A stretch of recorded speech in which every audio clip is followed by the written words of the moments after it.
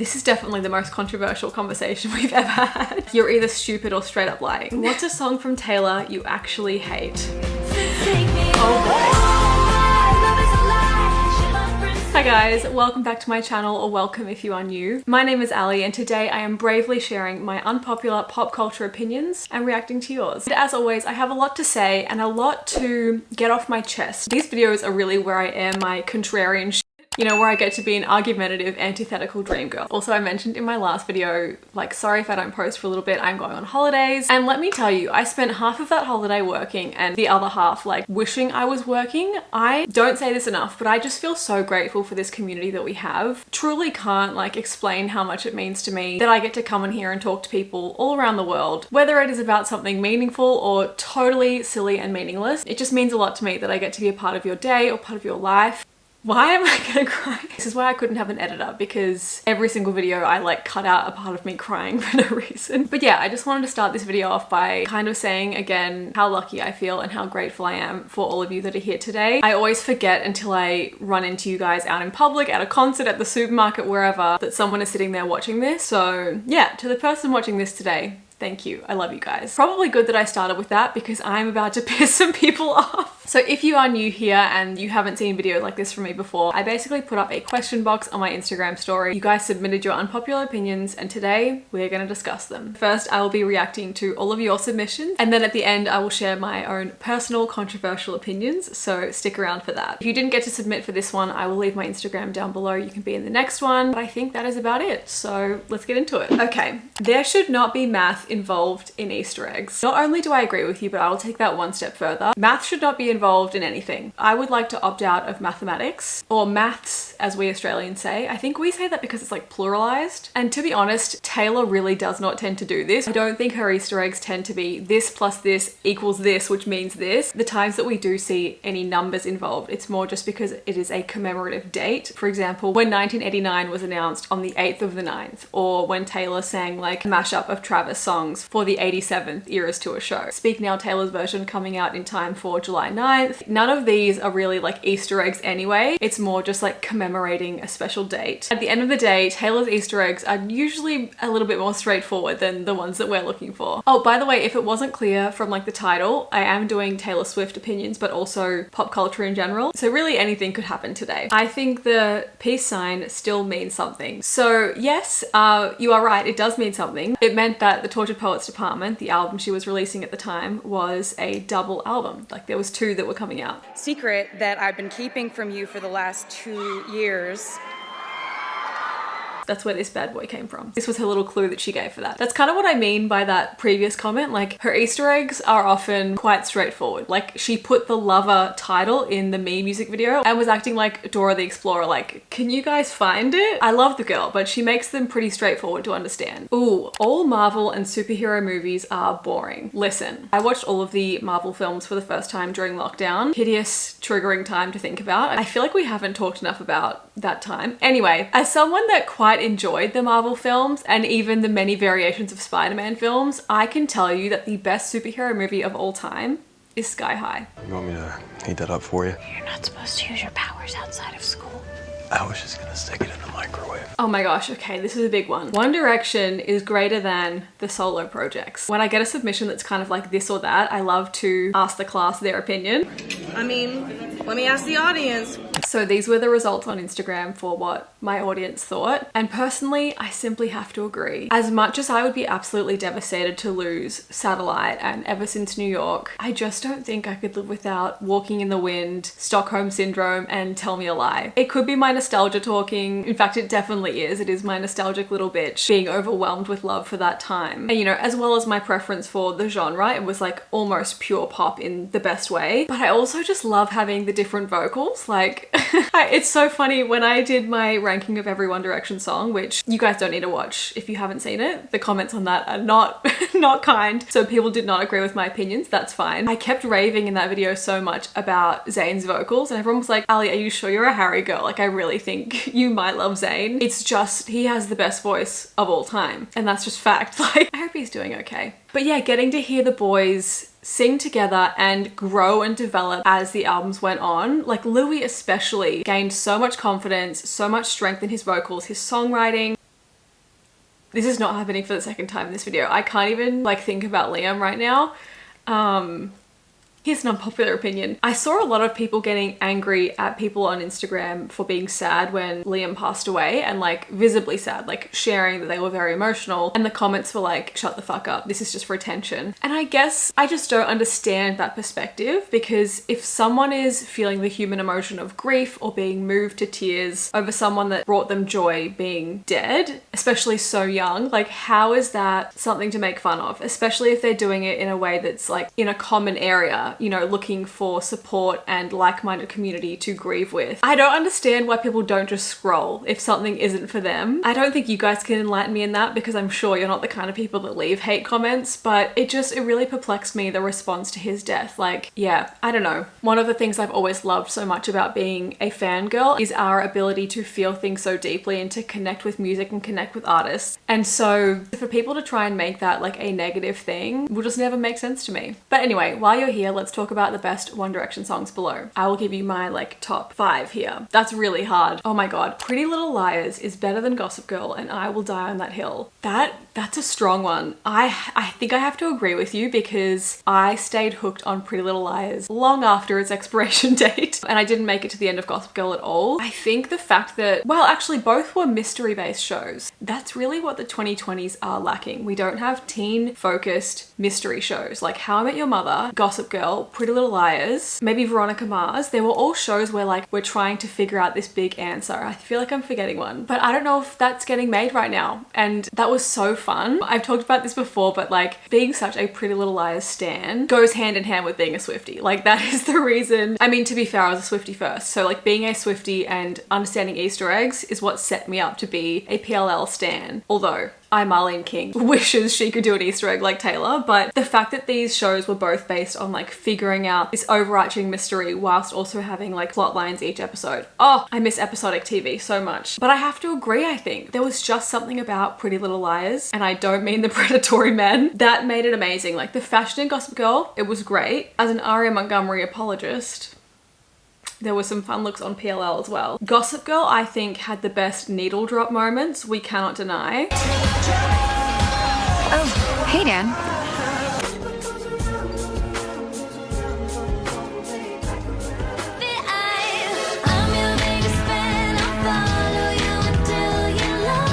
And I want pie. Cheers. Pretty Little Liars is just so bingeable. Can you walk any softer? Oh, please, Jenna can't hear us. She's blind. I have a master's degree in American literature.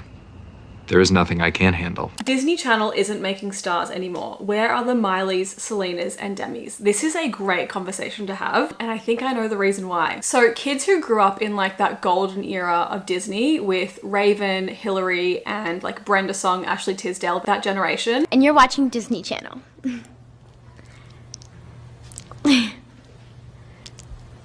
Or even like the main group that came after that with Miley, Selena, Demi, and the Jonas Brothers. The only access that we had to these stars was like Tiger Beat and J14. For anyone that doesn't live in America, those were like teen pop culture magazines that I would beg my mum to buy me and then just sit on the floor of Walmart and Barnes & Noble reading to get an album or a tour from these stars that we looked up to and loved. That was like getting an inside look to their brain and their honest truth rather than just the characters they played on TV. That was kind of the closest we could get to them besides reading an interview. Now kids have an overwhelming amount of people to look up to on TikTok, YouTube, Instagram, Snapchat, Twitch. I don't even know what the other platforms are that kids are using these days. But like, people are more accessible than ever. You don't have to wait once a week for an episode of your favorite person in it like we had to back in the day, because they're posting daily vlogs or Instagram stories. TikTok can't necessarily launch a star in the same way that the Disney machine could, just because financially they really had that backing and the system worked so well back then. If you think about like Selena, let's say, she started on Sweet Life of Zack and Cody. They tried to give her a Lizzie McGuire spin-off. When that didn't work, they gave her her own show, Wizards of Waverly Place. They launched her music career and put her in a movie with Demi, who also did Camp Rock with the Jonas Brothers, who both had albums under their label. Like, it was all intertwined. I mean, what a brilliant business model. Me and my friend had glow sticks one day, and me and my friend like to play around. So like, I'm Selena From Wizards of Waverly Place, and you're watching Disney Channel. face. Whereas now, I just think kids today don't have an interest in that. Kids today are not sitting down to watch a character that is their own age in a kid's sitcom. Instead, they're going on TikTok and watching 20-something-year-old women do Sephora hauls and dances on TikTok. I also just think Disney is putting their money and effort now into things like Disney Plus instead of Disney Channel. Instead of making great DComs, they're just making Marvel movies and Star Wars, I guess. But yeah, I really do wonder if people like Olivia and Sabrina are kind of those last great big Disney Channel stars that we'll see. I can't think of anyone else that has like made it out and made it this big.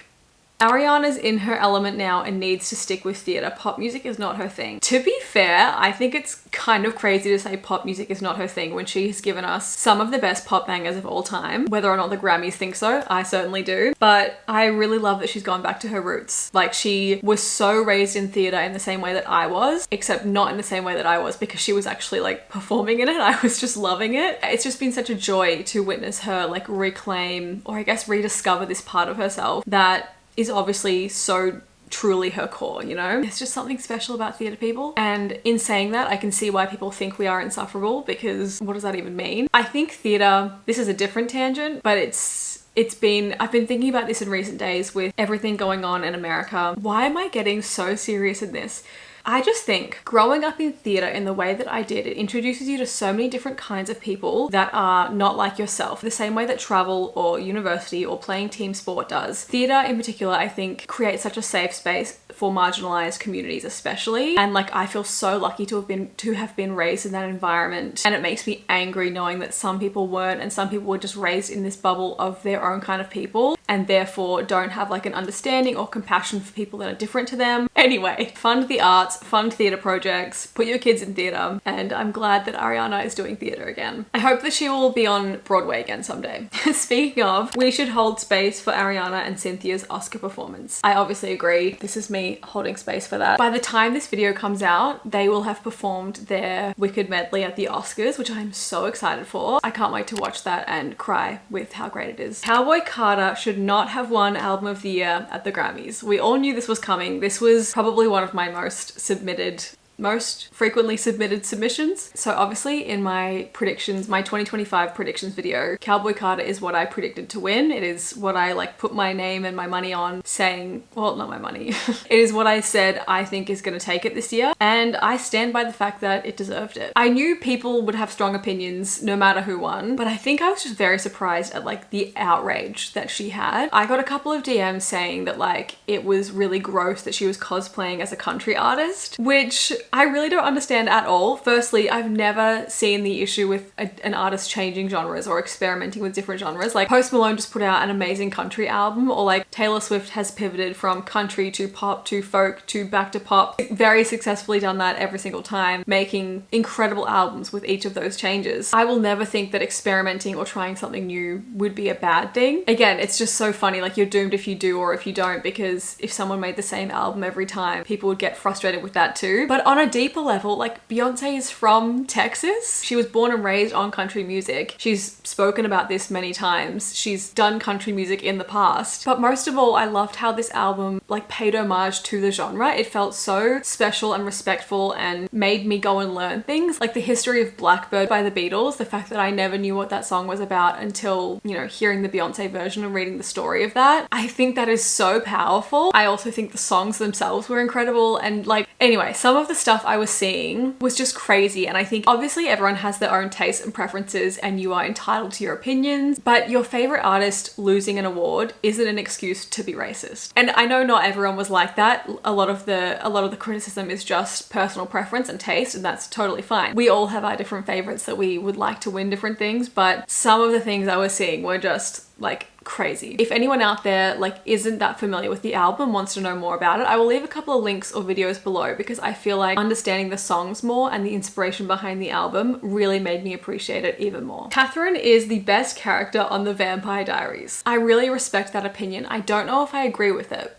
If you guys haven't seen my Vampire Diaries character tier ranking video, I highly recommend watching it. Personally, it's my favorite tier ranking that we've ever done, but I just think Nina Dobrev does not or did not get enough credit for how many roles she played and how well she played them. Again, I haven't seen anything like that since Lindsay Lohan's Parent Trap remake because I would forget that it's the same actress. Catherine is definitely one of the best, but not my personal favorite. I haven't shown you guys this in a while, so this might be new for a lot of new people, but how cute is my little bear like iced coffee jar? This used to be a honey jar. Now it's my iced coffee. I was not surprised that the Tortured Poets department won 0 Grammys.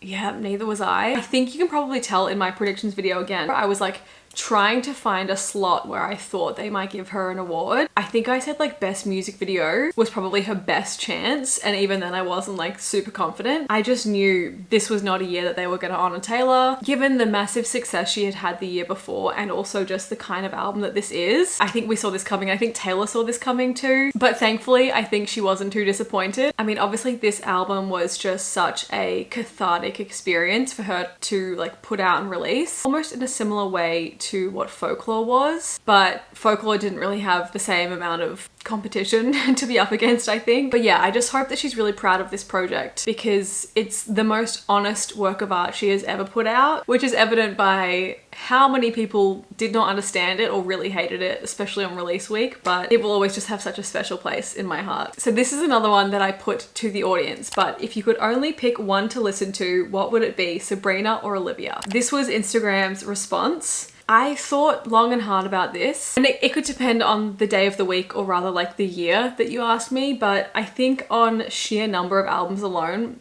I've got to go with Sabrina. Her catalogue is 4 albums bigger than Olivia's, and even if you guys don't appreciate all of those older albums, I think there are some real gems in there. Now, it would be so hard for me to give up so many of Olivia's songs, especially personally for me, Olivia's slower, sad ballads are my favorite, and then Sabrina's like upbeat pop bangers are my favorite. So that's what I go to each of them for. Songs like Traitor, One Step Forward, Three Steps Back, and oh my god, Favorite Crime. Those songs will always be so special to me, but I would give them all up for Juno. So this girl's taking it. But let me know your thoughts in the comments. I miss shippy shows. I feel like not many are on anymore. That's so true. And I think the reason for that is now that there's not like TV networks to have like a 24 or 22 long season, you used to really be able to draw out a romance. Like I think about The Office and how I got into that was like the fact that it took 2 or 3 seasons for Jim and Pam to get together. I love a slow burn so much. And that's how you hook an audience. It's the will they, won't they. Whereas now a show only has like 8 episodes per season, so they have to get together like right away, and it's just not as exciting. If anyone has any recommendations for like current TV shows that I and also other viewers at home might like to watch, drop them below. I think maybe the closest we've come in recent years is The Summer I Turned Pretty. That definitely is a shippy show, I guess, but it's like based on books, so it's not even an original concept. That said, our favorites like Gossip Girl, Pretty Little Liars, Vampire Diaries, they're also based on books, so maybe that's where we need to come from. I just had a thought, how great would a TV series based on the Click books be? I know we had the movie and that was iconic, but like I wanted them to make the rest. Okay, this is a very controversial one and it's a conversation that needs to be had. High School Musical 2, then 3, then 1 for plot. High School Musical 3, then 2, then 1 for songs. As someone that has taken the time and the money to visit not only East High, but also Lava Springs, and also rank every High School Musical song, I feel very qualified to have this conversation, and I'm here to say that you're right.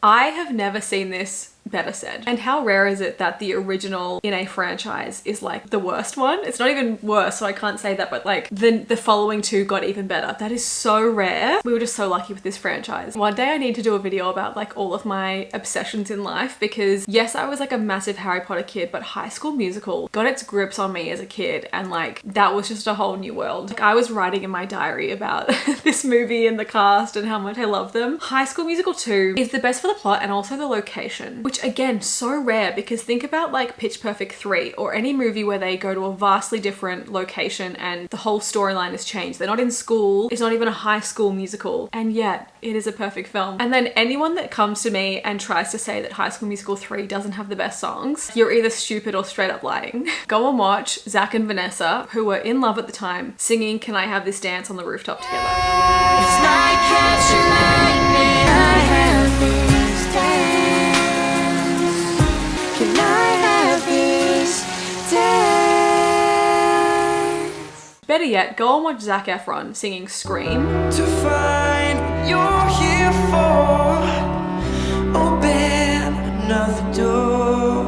I'm kicking down the walls, I gotta make them fall, just to break through them all. I'm pushing. Case closed. Scream deserved the attention that Battle.net got, and I will die on that hill. This is definitely the most controversial conversation we've ever had. And I know there are some diehard HSM1 stands out there. I was one of them before the other two movies came out. I think Tate McRae is a fabulous dancer, but all of her songs sound the same to me. So I agree with that, but I also think that I'm just not the target demographic. Like, I have this weird issue internally where I can really appreciate fantastic singing and amazing acting, but something about dance just like doesn't register in my brain unless it's like a big, huge coordinated group. Dancing, I see it and I'm like, okay, I could do that, which is not true. But like my brain just doesn't acknowledge the amazing feat that they are putting on. So sadly, Tate's phenomenal talent like just goes over my head. As for all her songs sounding the same, I do kind of agree, but again, I think I'm just not the target demographic because I know people say that about Folklore, about 1989, about Fearless, about Midnights, and they're all album of the year winners. So I think like to the naked eye, to me who's not really a fan, hasn't given it that much time, they sound similar because she has like a cohesive sound. She really reminds me of like Nelly Furtado, like early 2000s. Take mine off me. Oh golly gee. Grunge pop, that's not even the right word, like dance pop. What does Tate classify herself as? Anyway, I just think like if you love that style and that sound, she's perfect because she's given you a whole album like based on that. So I think it is really cool to see that she's kind of carved this different path for herself. In fact, I think all of the current pop stars are really doing something quite different. Like if we compared Sabrina, Olivia, Billie, Chapel, Tate, they are all so different in their looks, the way they style themselves, their music, their branding. It really feels like everyone has their own thing going on. And I think artists like Tate, Madison Beer, and Addison Rae are like slowly starting to figure out like their kind of vibe as well, that like what sets them apart. And I think that's really exciting. Okay, Sabrina and Taylor don't sound good together. I also got this submission a lot. I think people are mostly referring to the Espresso Please Please Please Is It Over Now mashup. Is that what they did? And I get it. I think like I get it. I respect it. It was like different to what people expected. Kind of the same with like Dolly and Sabrina. We can say like independently these women all sound fantastic, but combined that something just didn't mix right. But I will say I think Sabrina and Taylor singing White Horse together was heavenly.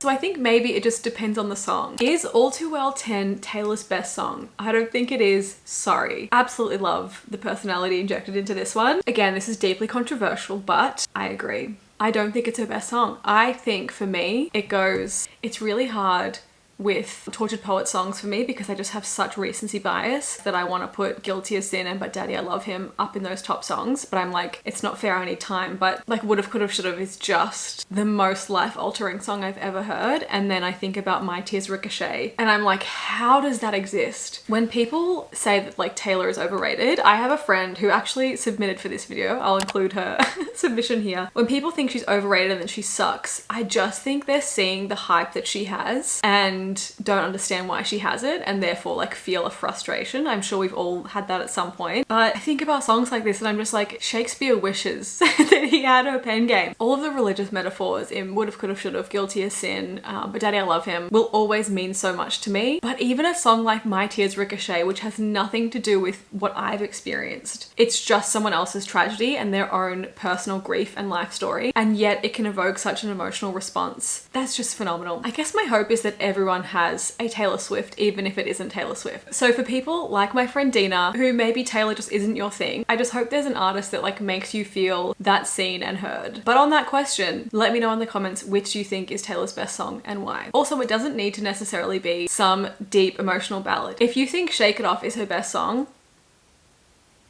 awards show should be about the awards, not the performances. I get where you're coming from because obviously the Grammys were a long show and only showed us like 9 of the 95 awards or something like that, but I think it keeps the event really fresh. We have to remember that people are sitting there for hours. It's great for them to have entertainment. I think it's also a great way for artists, especially Best New Artist nominees, to like show their stuff and maybe get in front of a new crowd, whether that's in person or at home watching.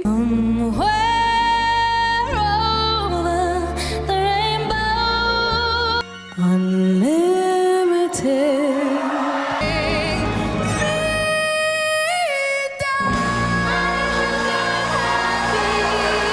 yeah, like obviously my favorite part of the Grammys is like the red carpet, but my second favorite part is the performances. We got a whole 15 song album from Tate and only one of them is sad. This feels like a disappointment. Like I feel like the ... implies you wish there were more sad songs. I guess I'm wondering why that is, because wouldn't that mean that Tate was sad? And like if this is an artist you like, obviously you wouldn't want her to be sad. I don't know much about her besides I think she's like very happily dating the Kid Laroi, an Australian artist. So good for you, girl. If you're making happy music, that's a great thing. What's a song from Taylor you actually hate? This is such a good question. I think I would actually have to go and rewatch my ranking to see what I put in the bottom tiers, but I don't know if there's one that I actually hate. Like there might be songs that I would skip for sure if they came on, but I really don't think I hate anything. Like Soon You'll Get Better is a song that I will never listen to again for the rest of my life. So maybe that. Oh my God. I'm so glad someone mentioned this. The Titanic door could not hold both Jack and Rose's combined weights. He saved her. Thank you so much. I'm so glad you brought that up. This has been like obvious to me since I was a child, and I have assumed that people were purposefully misunderstanding, thinking that the issue was size and fitting both of them on the door, when it was obviously about weight. The problem was that they were sinking with both of their weights on it. And maybe the people that argue that and were like, oh, Rose should have let Jack on, like she's the worst. I think it's similar to my rant about people that were like, Sharpay's not the villain, she's the victim. I think they're just like needing a personality trait, because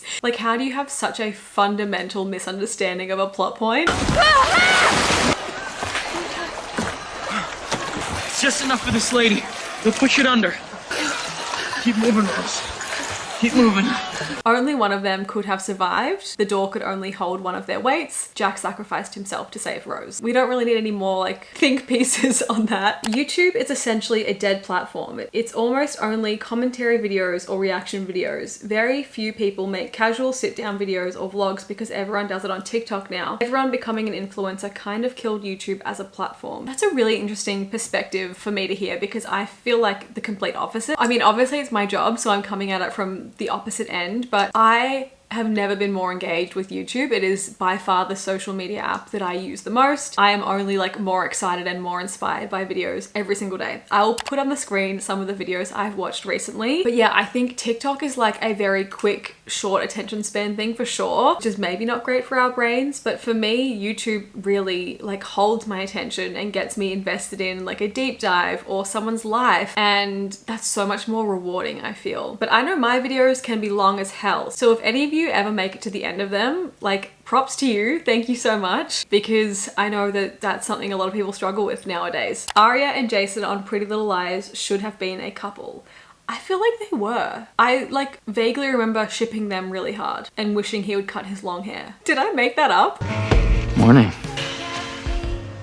Oh my God, Friday Night Lights is the best 2000s teen drama. I don't even know if I can say a best, because I would have said One Tree Hill back in the day, and now I'm loving Vampire Diaries so much that I'm like a little bit torn. But Friday Night Lights was just so good. It was definitely more realistic than the rest of them, and I think that's what I really liked about it. It gave us a really great insight into this like small town with such a different culture to anywhere that I've ever lived or been. And you know, we had people from like different economic circumstances, different home and family lives, and then especially when we had the two different schools. It was just a great example of what real American life is for so many kids, especially because in like the OC, Pretty Little Liars, and even One Tree Hill, Gossip Girl, so many of our protagonists are like super wealthy. To see characters like Matt and Landry or Tim Riggins compared to like, what was her name? Lila Garrity. Just their different experiences of life. Oh my gosh, and what was her name? Tara. I feel like that's a show that would have started really important conversations. Can't wait to watch that show again someday.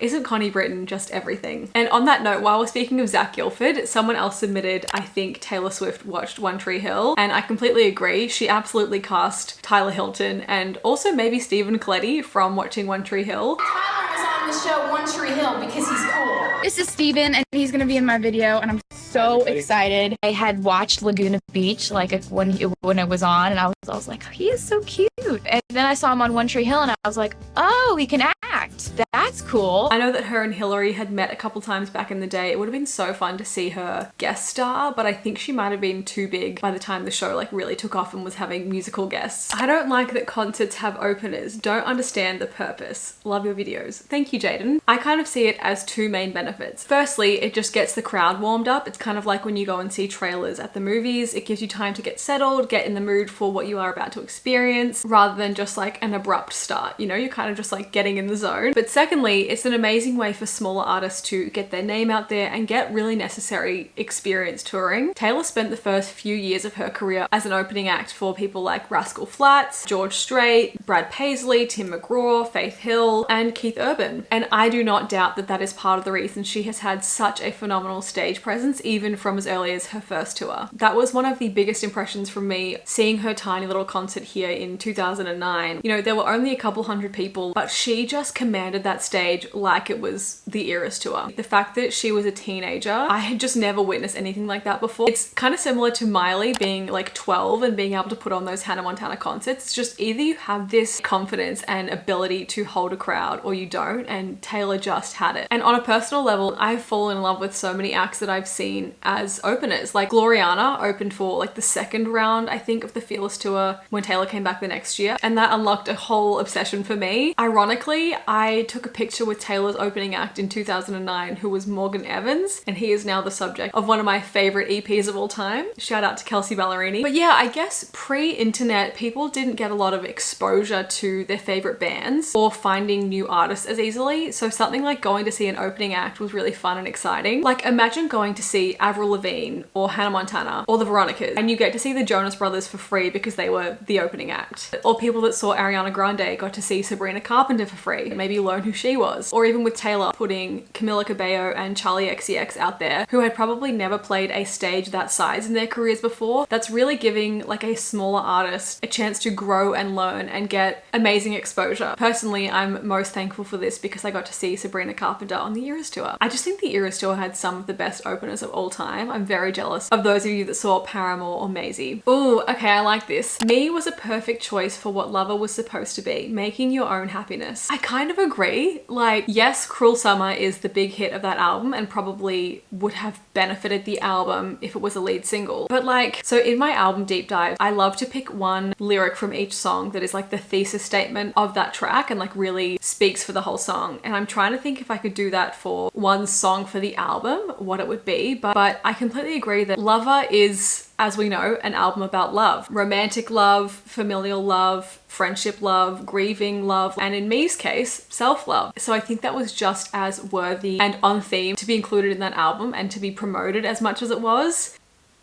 How long has that candle been out? Unfortunately, I think Taylor not shot herself in the foot, but I think so many people became fans during the Reputation era that like truly hated Taylor, that was what they were used to. This like badass, dark, gritty, grimy, sexy artist that when she then made an album based on love and happiness and joy and self-love, they just couldn't get on board. And I feel sorry for them. Oh my gosh. Ella Enchanted is the best Cinderella adaptation. Hilary Duff's is a close second though. I honestly, even though it's like in her name, forget that this is a Cinderella adaptation. I guess because this film is so much more around like consent and agency and things like that, but you're so right. It is an incredible movie. The fact that we get both Somebody to Love and Don't Go Breaking My Heart, just incredible. But I don't know at the end of the day if anything can beat a Cinderella story for me. Sometimes it feels like everybody wants something from me. They don't understand. I can only be one person, that's Joey.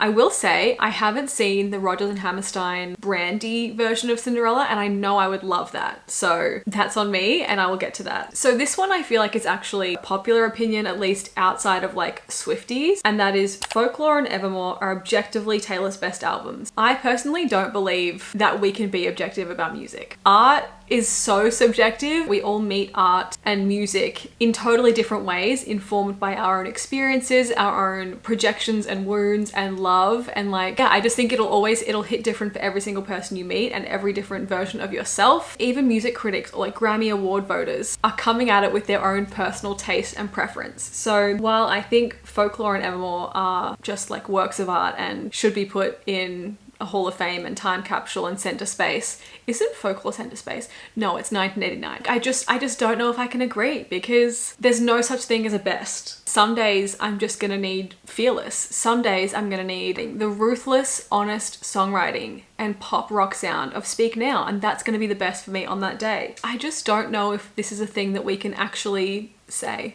I'm so sorry. I wish we had Midnight's tour instead of Era's tour. I think this is actually truly an unpopular opinion, because like the Era's tour just brought so much joy and nostalgia and such a boost to Taylor's career. But truthfully, I would have loved to have seen what a Midnight's tour would have looked like. I love the Midnight's set of that tour. I could design a whole mood board in my mind, but it would have been cool if she did a Midnight's tour 2023, 2024, and then later in like a year or so more an Eras tour once she owned all of her own music again. But at the end of the day, I wouldn't take the Eras tour back for anything. I really like this. Okay, Joshua Bassett did absolutely nothing wrong. So there were a couple of submissions similar to this that just made me want to talk about the fact that like we don't really know anything to do with the inner workings of celebrity relationships or celebrities' personal lives, and all we hear is a 5% snippet in a song that is just their perspective of what they've experienced. So personally, I agree with this. Like I think likely it's just someone got their heart broken because the person they loved moved on very quickly with someone that they felt insecure about. All three parties in that are like valid in their feelings, and it just sucks that there was so much hate given because she got her songs out first. It's kind of like whoever tells the story first gets believed, and I know a lot of people kind of tried to take their words back years later after hearing All Because I Liked a Boy and realizing, oh shit, like, you know, the hate that I was speaking online really does impact people. You know, Joshua Bassett was like hospitalized over the stress of this. My mama called cause she heard I got death threats. I got death threats filling up semi trucks. And really it's just because people dated. That's such a normal thing for teenagers and early 20s to experience that aren't in the spotlight. And I just think people forget that celebrities are real people. And especially in this case where they were so young, it's like these are normal human experiences that no one needs to be vilified for. And I mean, Sabrina touched on this in 15 minutes when she said like, where did all these parties come from? When did all you bitches get so nice? Like, I remember when I was being shut out of the world and everyone was hating on that blonde girl. Now you guys are like inviting me to parties and listening to my songs. Sadly, I just don't know if people will ever learn from this. It feels like a tale as old as time, where people hear a song or a news report or a social media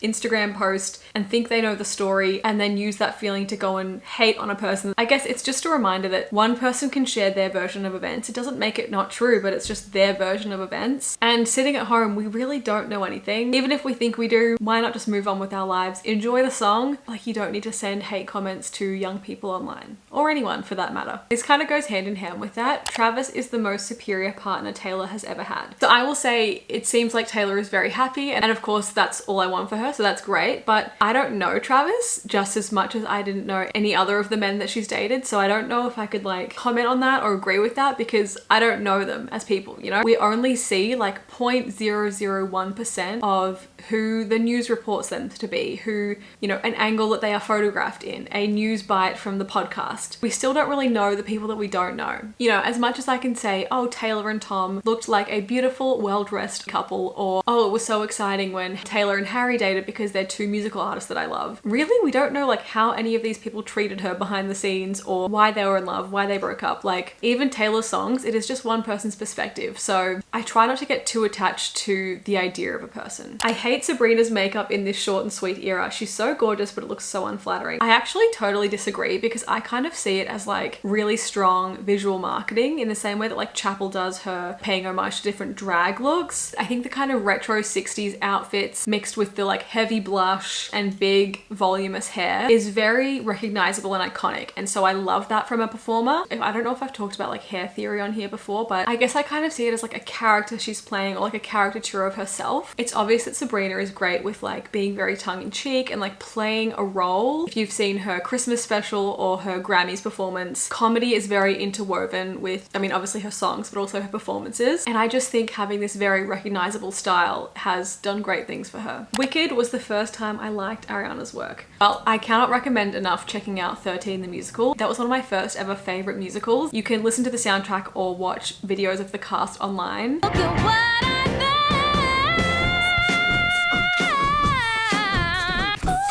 But yeah, I've just always loved her Broadway belt. What are your thoughts on the Vampire Diaries? I just started watching it because of you, lol. I could talk forever about this show. Obviously, I've already made 2 videos about it since finishing it, but it is just so fun. Like, as someone that obviously appreciates Twilight, although I was like not as much of a stan as I was for like Harry Potter, I think the world building in Vampire Diaries is infinitely better than Twilight. I'm very keen again to hear from people that like watched or consumed or read both what your opinion is. I think I would just prefer to exist in the Vampire Diaries world because their powers are better, becoming a vampire is more of a choice, things like turning off your humanity, compulsion. I feel like there are so many more benefits to being a vampire in that universe compared to in Twilight. I could also talk about Twilight forever. I'm literally looking at my Twilight t-shirt over there. So if you guys would be happy to watch a Twilight video from me, give this video a thumbs up to let me know because I've been dying to do that for years and I have a lot to say. I think it might be time for me to share my own unpopular opinion. So let's get into it. This is kind of a big one and I really apologize if I offend anyone here. It is not my intention, but I don't think there is a single piece of rep merch that I find cute. I'm wondering if when they inevitably release a Reputation cardigan, if I will like it. I feel like it's going to be black, which means I probably won't buy it because I'm apparently the only person in Melbourne that hates wearing black. I know this is so controversial because stylistically everyone says this is like their favorite aesthetic era.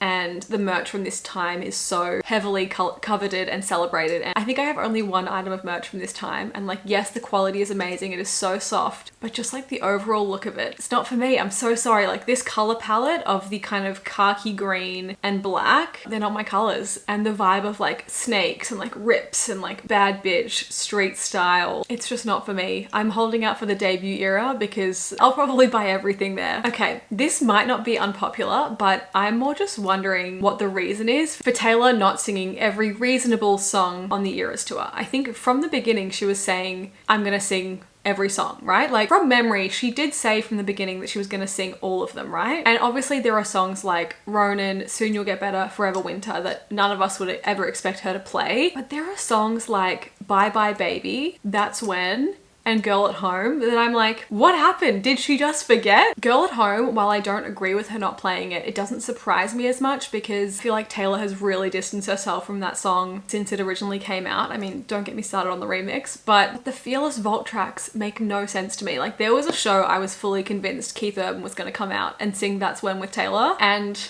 I was robbed. I also just don't understand the hate for Girl at Home. I think it is a perfectly valid expression of one's feelings at that age and in that circumstance. It is no worse than Better Than Revenge, and Better Than Revenge is a banger. So she's just admitting a younger, more naive version of me might have fallen for this, but I've been where she is now and I'm smart enough and strong enough to know better. I'm also just of the mindset that like songs don't have to have a perfect message. Like Unfaithful by Rihanna will always slap, so Girl at Home is fine with me. Okay, this one is for my fellow millennial Gen Z cuspers, but I preferred Rachel with Joey compared to Rachel and Ross. Rachel and Joey's love was just like so sweet and tender and based on mutual respect for one another, whereas I feel like Ross always had such a complex with Rachel. Obviously, think about like the list he made for her. She's just a waitress. He was always insecure and jealous about other men being interested in her. Sorry, if you can't handle being with a hot bad bitch, don't date one. Whereas I just feel like Joey appreciated Rachel for who she was rather than Ross kind of hanging on to this childhood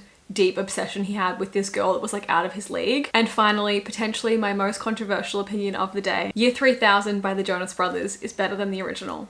And I'm sorry to all my British subscribers, busted are great, but just like Kelly Clarkson, this cover of the song is better than the original. Well, if you made it this far, thank you guys so much. If you would like to see more unpopular opinions videos from me, I will link a couple more episodes down below. These are just some of my favorites to make. I love hearing from you guys about all different topics, and I'm very excited to talk to you in the comments. Also a little bit scared. Also just wanted to say to any of you that have stayed to the end, firstly, thanks. Mostly, thank you for the comments on my previous video, the Taylor Grammys outfit ranking. I know it was such a little silly video, but I really ummed and ahed about keeping in the part where I talked about eating disorders and how we as a society discuss them. And yeah, just your feedback and response to that was so lovely and such a reminder of like why I should always have faith in my community and keep those parts in that I'm really scared of sharing, because we were able to have the most beautiful conversations in the comments. You know, it just opened up a really beautiful dialogue with you guys, and I think, yeah, that was the whole reason I said it. So thank you guys for that. Also, thank you for the comment on the Vampire Diaries ranking video. Again, that was the most fun I've had in a very long time. So I'm just really excited about this year, and I'm having a lot of fun, and I love you all. I'll speak to you all in the comments, and I'll see you very soon. Bye. Is this what it feels like to grow up?